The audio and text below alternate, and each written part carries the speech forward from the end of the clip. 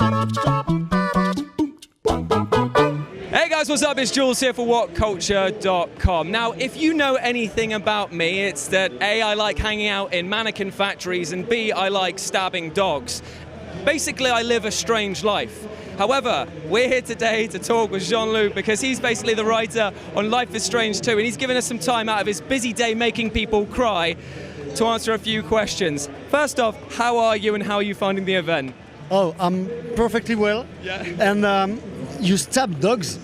Oh, don't worry about that. I'm sure I can rewind time and do that again. That's perfect. how it works, isn't That's it? perfect. That's exactly how it works in Life is Strange 1. Yes, yeah. But things have changed a lot for Life is Strange 2. You introduced a lot of new mechanics with the Captain Spirit standalone episode, that maybe there were more people with strange powers, abilities, and things like that going on.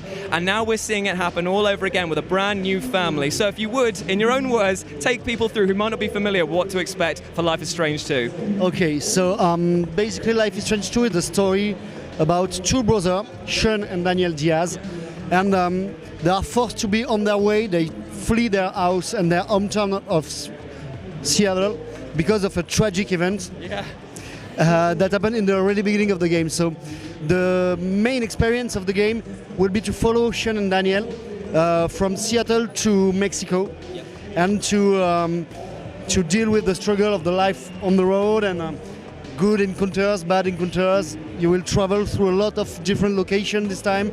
You won't be stuck in Arcadia Bay. You will travel all the west coast of the United States with your brother. So sounds fantastic, because one of the things that I noticed immediately just from playing the demo that you've got here is that A, you have captured that emotion once again. I nearly cried. That's a good look, isn't it? 31-year-old man bawling his eyes out at a booth. But yes, you do emotion well. It's incredible to see that you've moved on quite a lot. In terms of the visual style, it's still very stylized, but it looks fascinating, fluid, like motion. It's almost like you're making this much more of an immersive movie than the first one potentially was. But there's one question that I have that, as a huge fan of the first game, now, obviously, we were able to rewind time to make sure that our choices, if we weren't too sure, we could dial it back. In this one, I didn't get those options to do that again. So, have you got something implemented like that? So if we aren't 100% sure, or is this us telling us we need to make sure that we can live with our choices? So basically, the power stuff in Life is Strange 1 was linked to the weakness of Max. You know, Max's weakness was, I don't want to grow old. I want to stay a teenager all my life. So we create the power of the rewinding time as a metaphor of her weakness. So the power of rewinding time is deeply linked to Max. In Life is Strange 2, we are telling the story of Sean and Daniel. So you will also have a new power and linked to what they are. So there is no rewind time in Life is Strange 2. So when you choose something, it will be definitive. Now that to me is both fascinating and terrifying, because it's one of those things where if you were you would try out different options in the first game, whereas this one, like you're saying, you are basically choosing your own path and you have to live with your consequences. And from what I experienced in the hands-on that we've just had, now Daniel's powers, they're a lot more destructive. Potentially, they're damaging. Like he could potentially hurt people with these manifestations of what's going on with this. If indeed it is his, I mean, it's not clear 100% of what's going on at the end of it, which I love the ambiguity of it. And I also love the fact that you are exploring very real, very current social fears, things that are going on, like being alienated from your own society, not fitting in, or basically being persecuted for racial differences. Now, how do you find the core? How do you write that? Like, is it something that you come from a personal aspect, or is it something that you and your team work with, like to come up with that? Like the writing process, just walk us through that, as it were. Okay. So first of all, we don't know if it's Daniel who have the power or Sean. So it's not tell in the demo, so I can't tell more. But you know, with the team, with Michel Koch and Raoul Barbet, the two game directors of the first Life is Strange, and me, when we finished to work on the first season, we ask ourselves, okay, we are going to make Life is Strange 2. So the game is becoming a franchise. So what does mean Life is Strange? Is it about Max, Chloe, Arcadia Bay and stuff like this? Or is it something else or something more? So we figure out that what is the real DNA of Life is Strange as a franchise is relatable characters, social themes we want to explore, and everyday issues, and a little bit of supernatural stuff on top of that. So about being an alien to your own culture, or the problem of cop violence, it's deeply linked to the DNA of Life is Strange. We want to explore some social themes that are happening now in our society, in America or in France too, or in UK.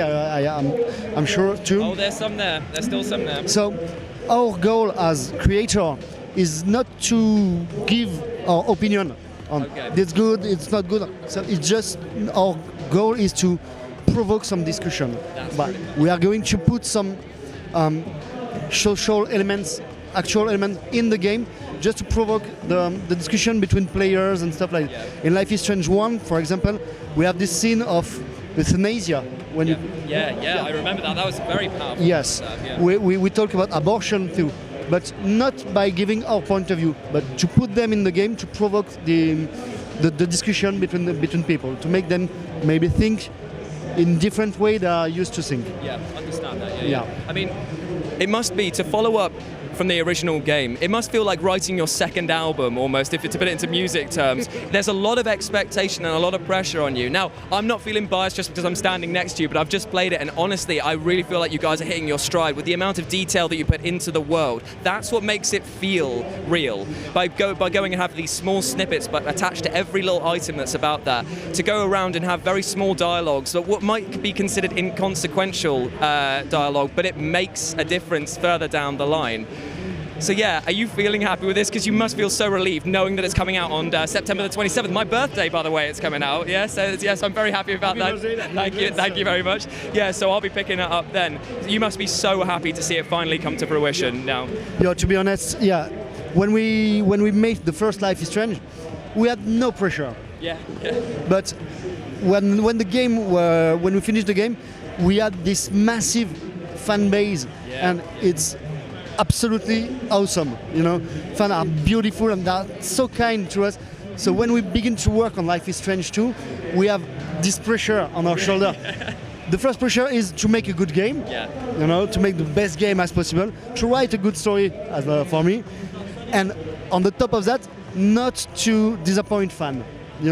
So yes, in Life is Strange 2 there is no max increase, but the universe, there will be bond in the two universe. Now Life is Strange 2 happened 3 years after the event of Life is Strange. You will meet Chris from Captain Spirit 2, so you will be bound. But yes, the game is good, I think. Yeah. And also, I know that a lot of people will love to see again Max and Chloe. Yes. But no, I can assure that Sean and Daniel are really nice characters, and we really hope that they will find their way to the heart of the fan base too. Yep.